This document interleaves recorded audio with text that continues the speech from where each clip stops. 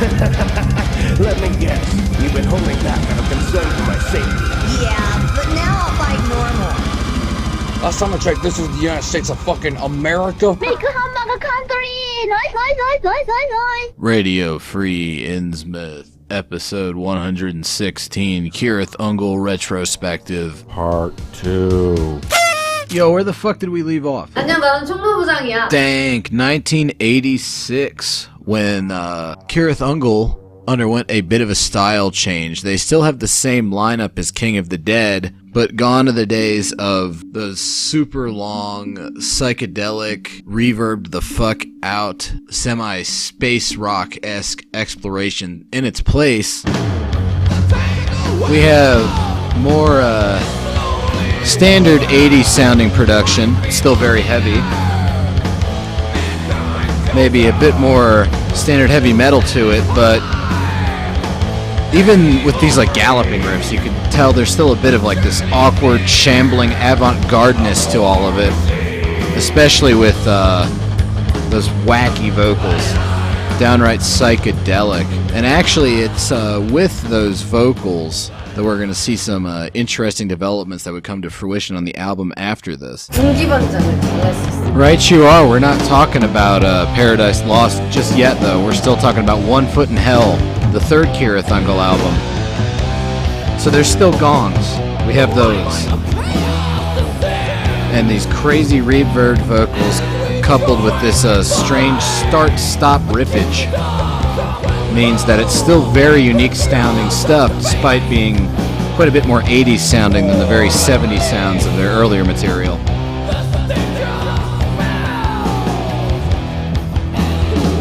Still very dark and foreboding. Still got the Michael Whelan Elric of Melniboné album cover. But check out this vocals here. He's starting to layer them more. You get this weird choir of demonic voices. He's pushing that shriek into more melodic territory in a very painful manner, which paradoxically I find very pleasurable to my ears. So initially it was a bit of a rough road for Cirith Ungol. Like I mentioned last week, they started out way back in the 70s, took 9 years to do their first full length, and then after that first album, Lindstrom, one of the initial founders of the band, leaves, but they got a new stable lineup with Michael Flint, and of course Tim Baker, who had been a roadie for the band back in their demo days, has been on vocals for all of their full lengths. Him and Robert Garvin are an effective creative core for the album, despite Greg Lindstrom leaving, and they got this new Michael Flint guy picking up where Lindstrom left off very effectively. And you got Jerry Fogel on guitar still, who's been with the band forever. So relatively solid lineup. They put out 2 albums within 2 years of each other. It looks like things are going good. That was not to last, because we are about to get to Paradise Lost, which is one of my favorite Cirith Ungol albums, but also one of the most controversial. If you read Robert Garvin talk about this album, he does not remember these sessions fondly, because one, Jerry Fogel left, and nobody in the band was terribly happy about that, including Jerry Fogel. He felt like his ideas weren't being listened to. He was getting kind of sidelined. The rest of the band disagreed, and they were actually very sad to see him go. But more importantly, there was record label woes with, I think this was on like Restless, which their other albums were too, but something went funky with the contract for this album. You'll notice that you can very easily get copies of the first 3 Cirith Ungol albums. Not so with this 4th one. Somehow it's attached to Warner Brothers through some kind of like sub-label wackiness, and reissues are hard to come by. There's lots of bootlegs out there. As of 2016, it's looking a little rosier for this album, which eventually did get reissued by Metal Blade, who also have been reissuing Cirith Ungol's other albums on a steady basis and are their current label in their reformed state. But for a while, all you could get was like the Noble Rot semi-bootleg digipack, which I have, and it's probably the album of theirs that I've listened to the most, because it's so confounding and just like interesting and strange. There's been times where I've hated half of the album and thought that only like the last 3 songs are good. There's been times where I thought like the opening song was good and then like the ending songs were good, and I didn't like the middle songs at all. But you know, As I've gotten older, I've come to appreciate all of this album for being a very diverse and interesting musical effort. I am the god of hellfire, and I bring you. I mean, it's got a Crazy World of Arthur Brown cover on it. How cool is that?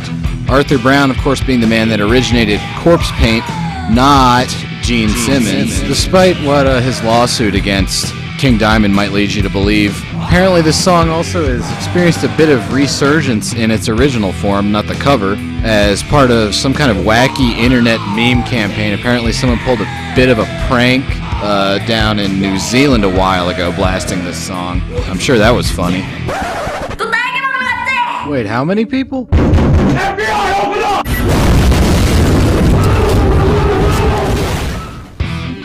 Lead-off track, Join the Legion, does some interesting stuff. One, we have Jim Barraza on guitars, doing this kind of almost power metal-y thing. The band were very happy with his contribution to the album, replacing Jerry Fogel, to the point where he actually still plays with them today in their newly reformed incarnation. He does a lot of cool stuff, not only those melodic power metal riffs, but also these really stuttery, brutal kind of groove riffs. This album took a while to come out in 1991, but even given 1991, this riff is exceptionally heavy for the time period. It almost sounds like something you might hear in a death metal album, but it's got these more traditional, if that can be applied to Tim Baker, style vocals over it. Nice transition back into the main verse riff there, too. The first 6 tracks on this album actually are interesting because they all very different stylistically, showing how diverse this band's array of talents are. This one's very melodic, and it's called Heaven Help Us. This part here almost sounds like a sentence drift, or like something Sentence would be doing in like the mid-90s. This sort of like melodic, palm-muted, sort of bittersweet, happy and sad at the same time riff. Very unusual for metal at the time, and still not a lot of bands are hitting this particular emotional mood, I guess. Check out these vocals here too. Tim Baker gets downright melodic with the crooning, which is pretty interesting. He does the shrieky stuff too, and he often combines the two for a dramatic effect. Here's what I mean when it's a little bit more standard 80s sounding, this kind of Iron Maiden gallop. You might not have heard something like that on Frost and Fire, but it's all over this.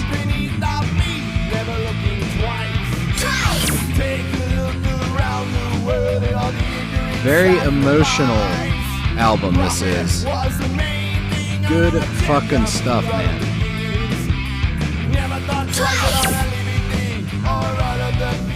But here's what I mean when he combines these different vocal styles.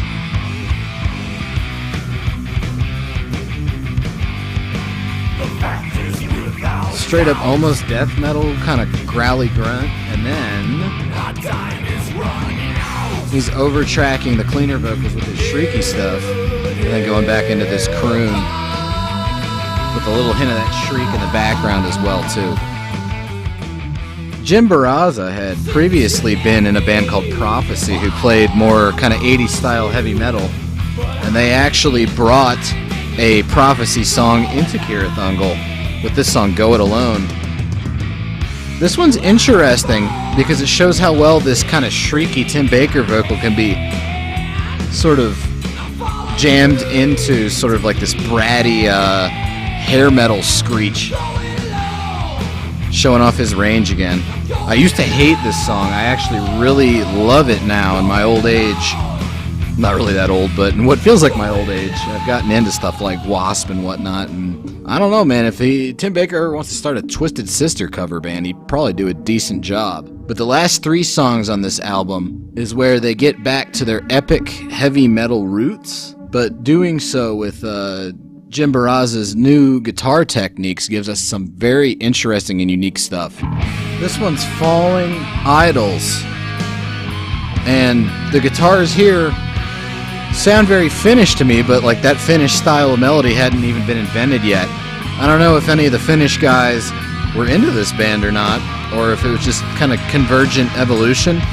Similar wavelengths between Barraza and all the Mikas and Timos hanging out in Sentenced and Amorphous. That gong is so fucking cool. Thank you for that, Robert Garvin.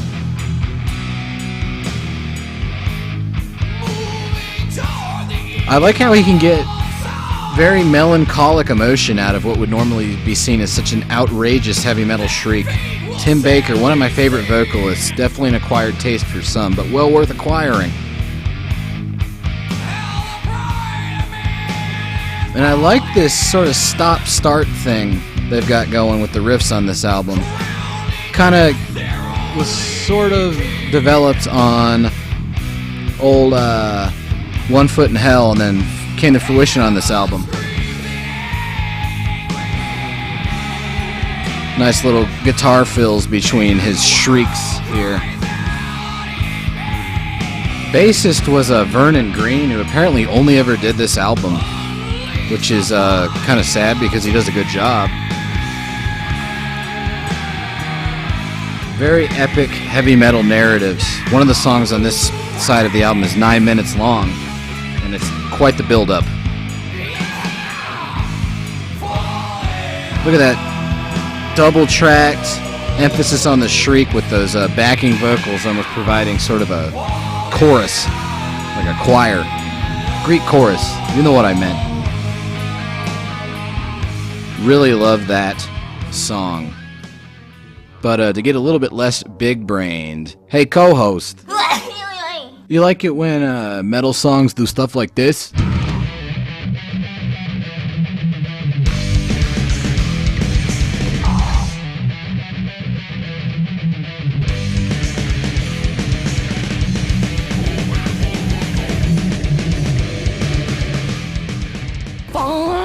Well, you're gonna love it when Cirith Ungol does it.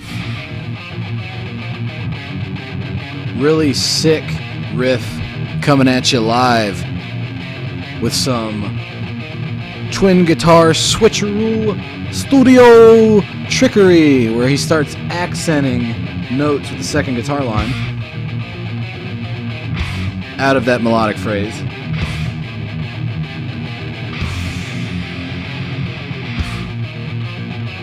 It builds up so when they both come in, just start battering you with this riff.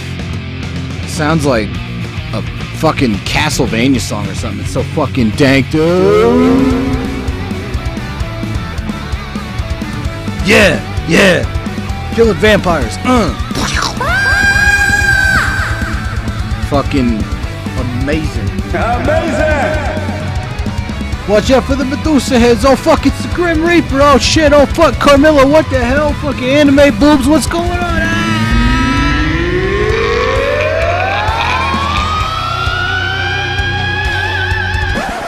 저는 여기서 Yeah, sorry, I got a little bit overexcited there. But Paradise Lost is an album well worth getting overexcited about. And actually, I think this new Cirith Ungol album that has finally since dropped after the first episode of this, it's got quite a bit of that second half of Paradise Lost influence going on. Because we still have the standard core of Garvin and Baker, but Jim Barraza stuck with them.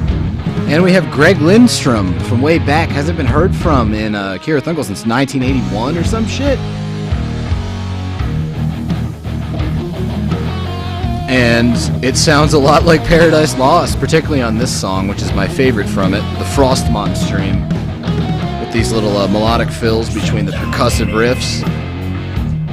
His vocals are still very savage and reverbed out. So overall, gotta say, highly fucking effective comeback here, guys. On par with, those good Pentagram albums that came out towards the end of their career before Bobby Liebling went fucking nuts.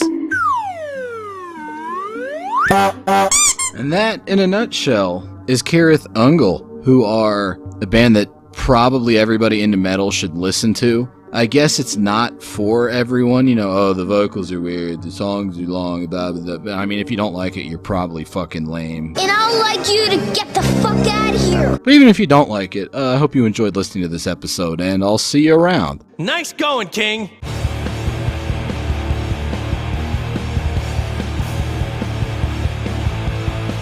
Think of a big black man chasing you!